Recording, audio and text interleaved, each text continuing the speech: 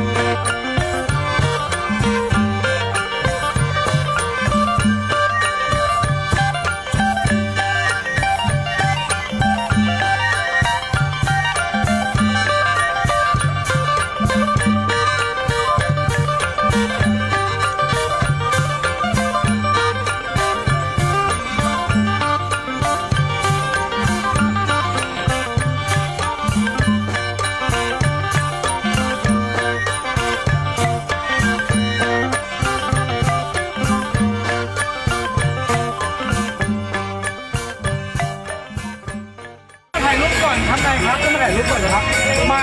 ต้องมาให้ถึงครับมันไม่ใส่เสื้อขาวข้างบนเลยขบวนใหญ่กำลังมาครับถ่ายรูปเรา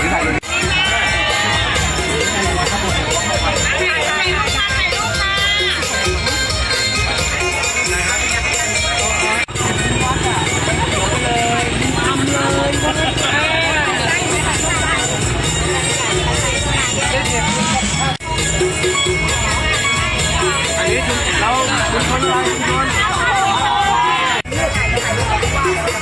หันหน้าทางนี้หันหน้าทางนี้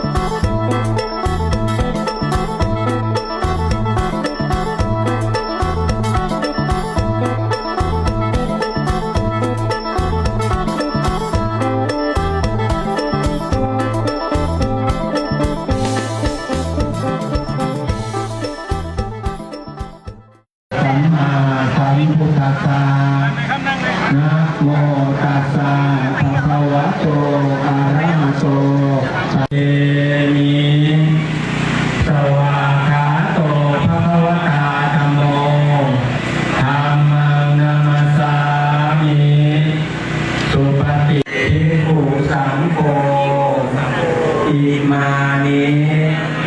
มาตุบุพภาษาทาขอน้อมถวายต้นภาษาพึ่งจตุปัจจัย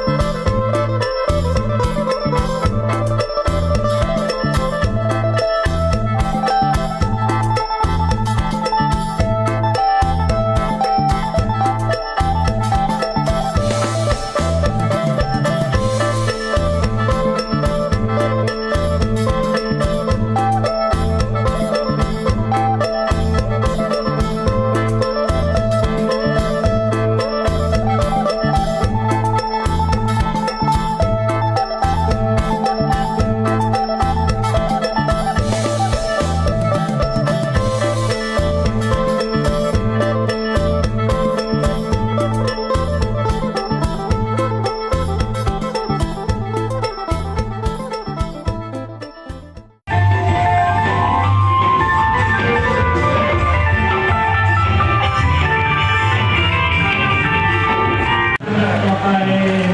ท่านผู้ว่าราชการจังหวัดเพชรบูรณ์ท่านคณะวิทยาศาสตร์ท่านนายกเหล่ากาชาติจังหวัดเพชรบูรณ์ท่านรองผู้ว่าจังหวัดเพชรบูรณ์และประธานสภาวัฒนธรรมจังหวัดเพชรบูรณ์และนายอำเภอต่างๆเพื่อบริเวณหน้าโรงหลวงพ่อและเจ้าใหญ่สุวรรณรัตนตรีโดยการนำของหลวงพ่อผู้ว่าคุณสุพัฒน์พัชรกิจหลังจากถวายเสร็จแล้วคุณแม่สมยศกำลังช่วยได้ร่วมอนุโมทนาบุญถ้ามีภารกิจเดินทางที่จะไปเยี่ยมเมืองไทยต้องขออนุโมทนาเมื่อถวายเสร็จแล้วใช้กับรัตนานิมนต์ท่านพระครูได้เมตตาอนุโมทนา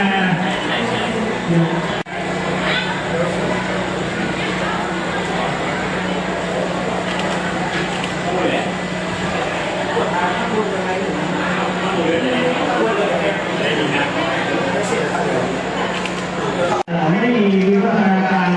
สามารถก็เป็นฝีมือของเจ้าหน้าที่เอกในกองการทำอย่างนี้ท่านว่า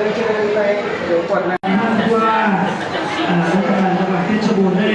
ตรวจน้ำที่ส่วนกุศลต่อไป